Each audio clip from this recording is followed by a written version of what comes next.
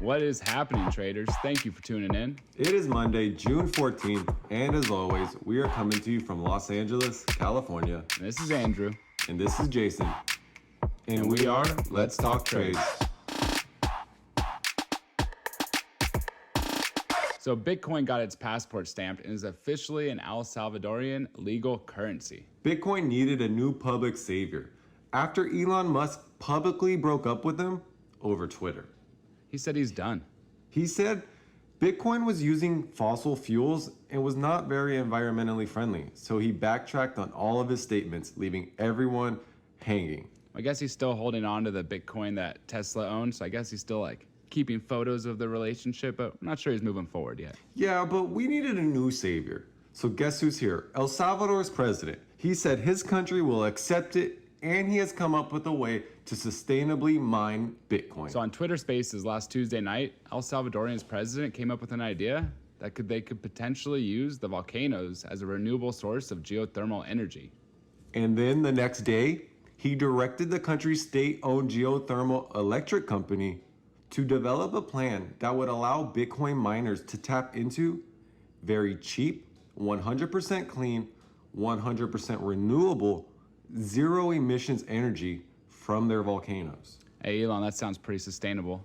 Now, this seems like a complete marketing ploy from the president, who was a former marketing executive, but he did say that he believes this is going to help Salvadorians who have left the country and still send money back home to their families.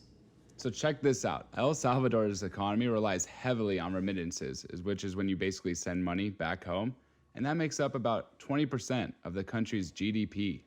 More than 2 million Salvadorians live outside the country, but they continue to keep close ties to their place of birth, and they send back more than $4 billion each year. So we were looking at the UN website, and they basically said that remittances right now, about 7% of the money sent gets charged to some money transferring company, and the UN wants to reduce that to only 3 to 5% by 2030. So if Bitcoin could reduce this cost, that only means more money will be sent back home. Which means the El Salvadorian economy should see a lot more money and a higher GDP. Now, the El Salvadorian president, we are avoiding saying his name because we're not sure on how to say it. So if somebody wants to let us know on how to say it, that would be lovely, guys.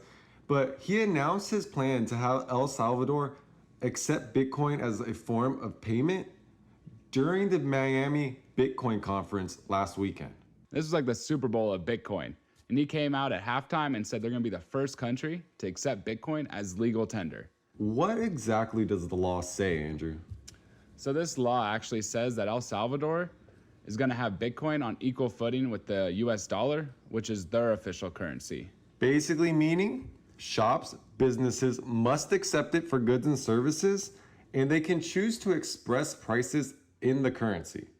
I don't even know what that means. So I think that means they could put like 1 Bitcoin or $30,000.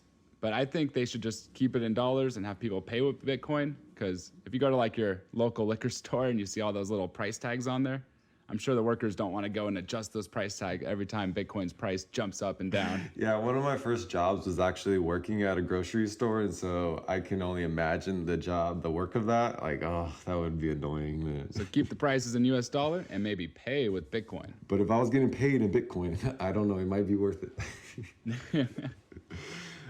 So I guess Bitcoin is finally a currency now and not just an asset?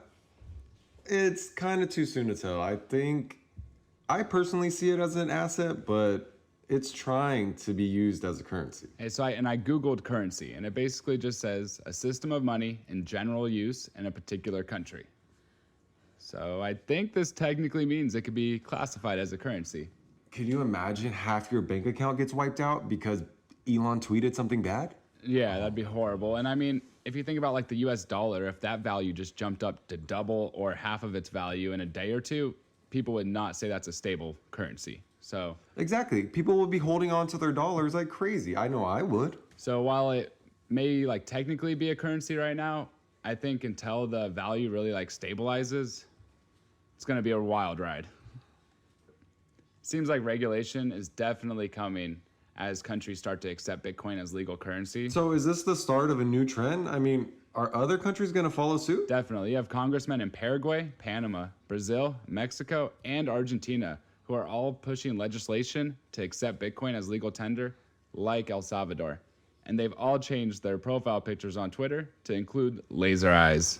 Now, in theory, Bitcoin is supposed to offer a quick and cheap way to send money across borders without relying on traditional financial firms such as banks and the remittance companies. So like we said, guys, cut out the middlemen, more money in your pocket, more money in the family's pocket. Yeah, and like we said earlier, when you send money back home to your family, about 7% of that goes to money transferring companies, which means less money to your family back home. So El Salvador's president is really trying to change that to make sure more money makes it back home and into their economy. And another reason why this could be beneficial is it seems like all around the world right now, we are starting to see hints of inflation, whether it's Chipotle prices or the shrinking of the Chipotle burrito.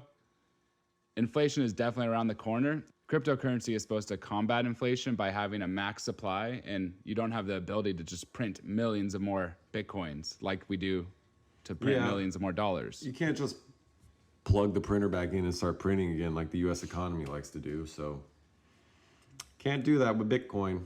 Not everyone believes that this is going to benefit El Salvador. So the director of the Human Rights Institute at the University of Central America, Father Jose Maria, I'm sorry if I butcher this, Tojeda, I'm sorry, said that very few Salvadorians have the technical capacity to access Bitcoin. So I think Andrew and I were talking last night, and he said it best. What level cell phone do you need to have in order to do these transactions? Yeah, could you use like just a really old flip phone that can get to like an Internet Explorer? Or do you need a smartphone with apps? And is the government going to give out these phones? Or are you going to have to spend a lot of money to get one of these phones? To open up a bank account, you just need to fill out a few forms, and to hold your money, all you need is a leather wallet. As opposed to cryptocurrency, you're going to need a smartphone or some type of phone at least. Exactly, but they lack the critical infrastructure needed. So, I mean, it's just really interesting to see them accept Bitcoin without first fixing their infrastructure, laying out a plan on how they're going to get this access to their citizens.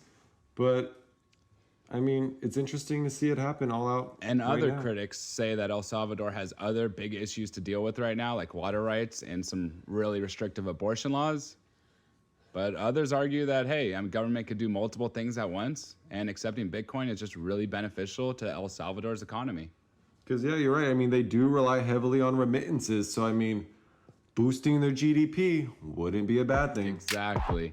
So to recap, guys, Bitcoin got dumped by Elon, but saved by the El Salvadorian president. He's going to mine the Bitcoin with geothermal energy from the volcanoes in El Salvador, thus making it environmentally friendly and solving the big issue that plagued Bitcoin recently in the news.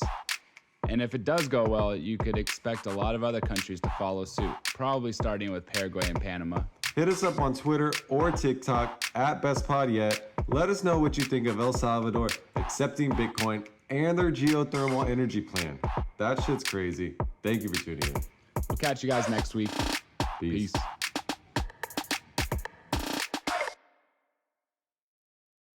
And for the random fact of the day, guys, MoneyGram has launched its own service into Bitcoin. It plans to expand to international markets later this year.